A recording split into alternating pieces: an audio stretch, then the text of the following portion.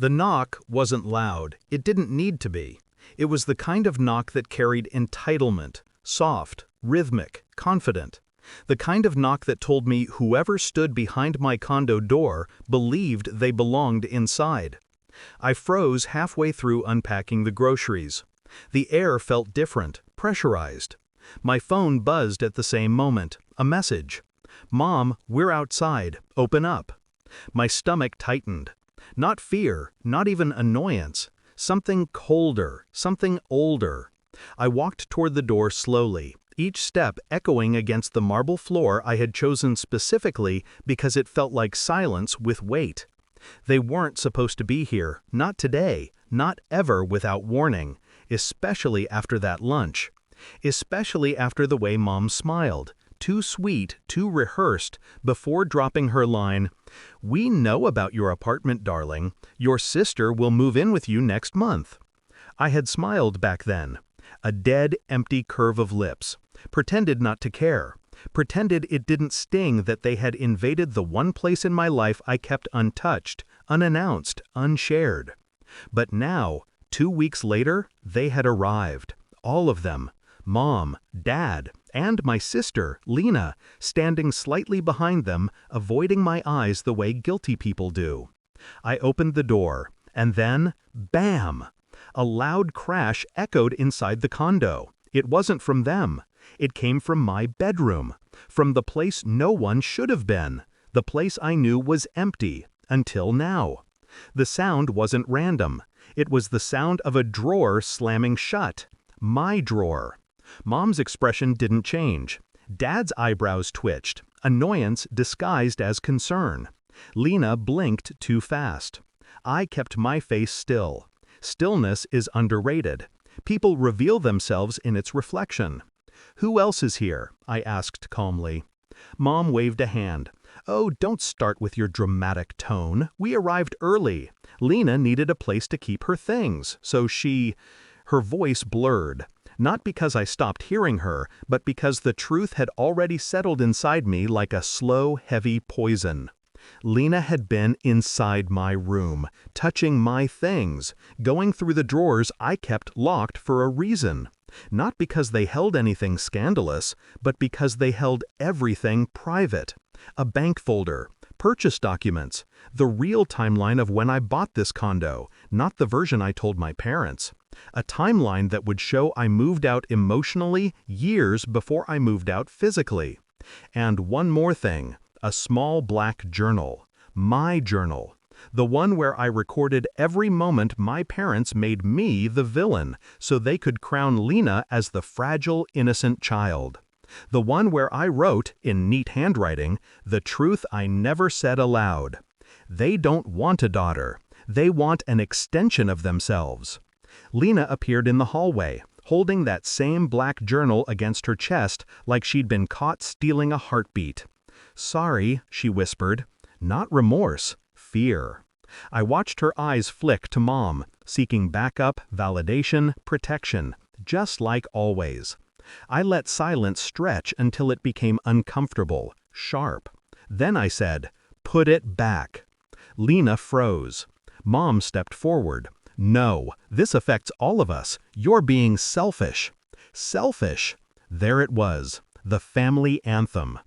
I breathed in slowly, letting their words roll over me like cold water. Something was wrong here, beyond the intrusion, beyond the violation. Mom wasn't angry about the condo. She was angry because she'd discovered something else. And Lena knew exactly what it was. I let them roam. Let them talk. Let them assume I was calm, tolerant, compliant. Inside, the calculations began. Mom kept mentioning family decisions. Dad kept reminding me how housing is expensive for your sister.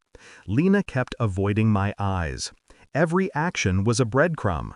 So I followed them. While they toured my living room, I slipped into the bedroom. The drawer was half closed, sloppy. Lena always rushed when guilty.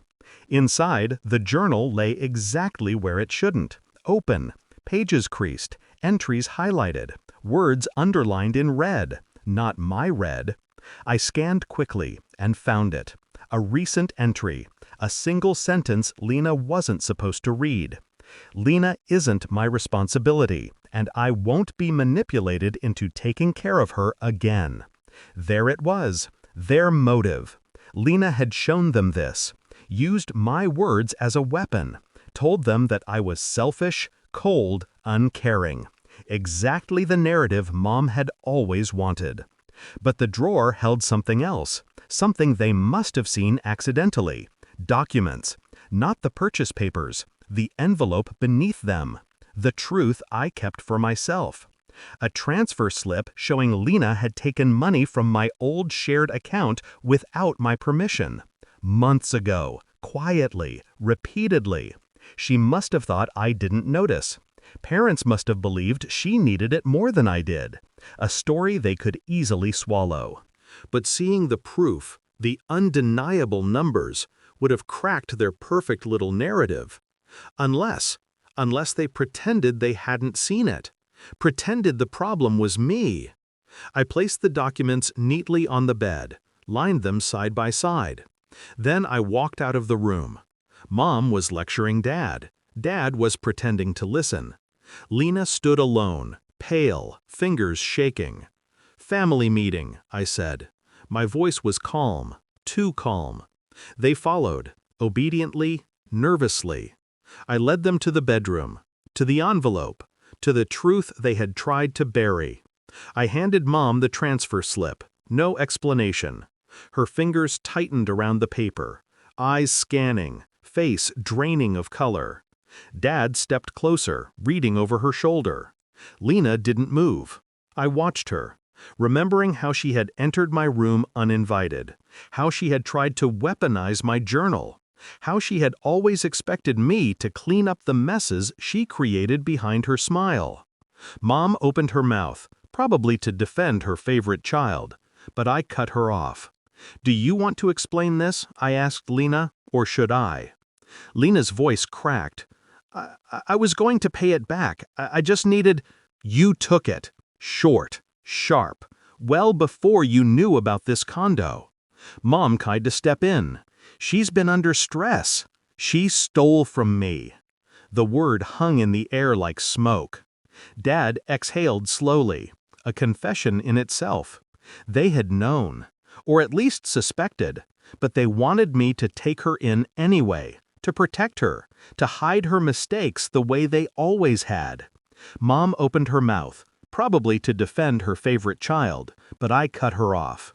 "Do you want to explain this?" I asked Lena, "or should I?" Lena's voice cracked.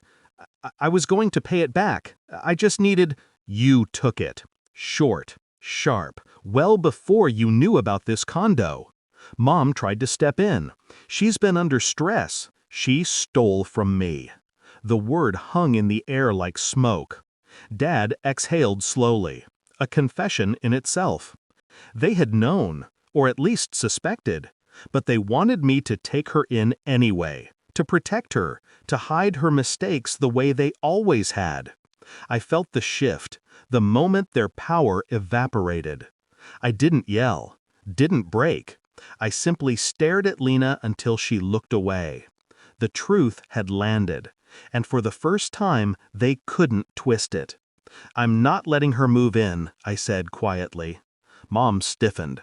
"You don't get to decide that." "I do. It's my home."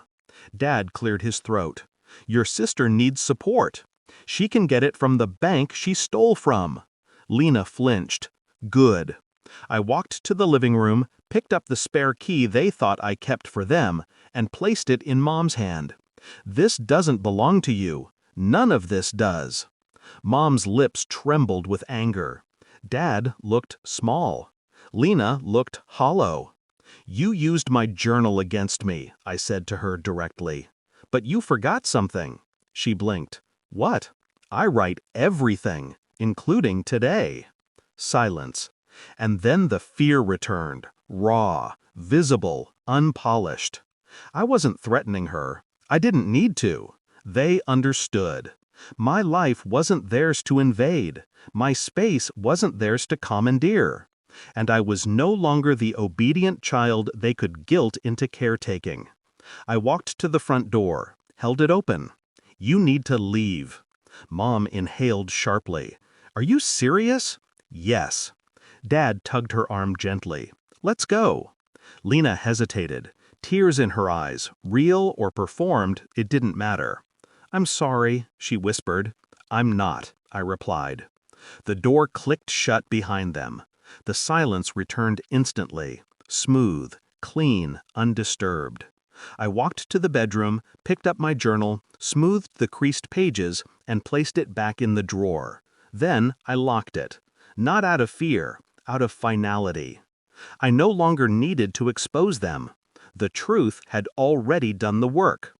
They had come here expecting control, expecting compliance, expecting the version of me they built, not the version I became. I looked around my condo, my space, my choices, my silence. For the first time, it felt exactly like it should, mine. I breathed out slowly, letting the last trace of their presence dissolve into the air. Families don't always break with noise. Sometimes they break with clarity. And as the weight lifted from my chest, a single quiet thought settled in. I didn't lose them. I finally lost the illusion of them. That was the freedom I'd been waiting for.